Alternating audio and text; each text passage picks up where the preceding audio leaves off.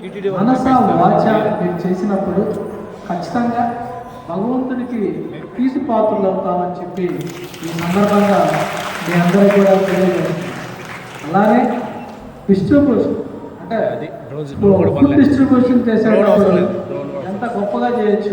అడిగి చేస్తాం. ఫీల్ అమ్మ నీకేమైనా కావాలా, నాయన నీకేమైనా కావాలా, మీ అబ్బాయికి ఏమైనా కావాలా, మీ అమ్మాయికి ఏమైనా కావాలా, పెద్ద అయినంటే కూర్చోబెట్టి ఏమైనా ఇస్తాం, వాటర్ ఇస్తాం. అన్ని సేవ మీరు ఇచ్చే సేవ అనేది వాళ్ళకి పెద్ద మంచి రిలీఫ్ ఇస్తుంది.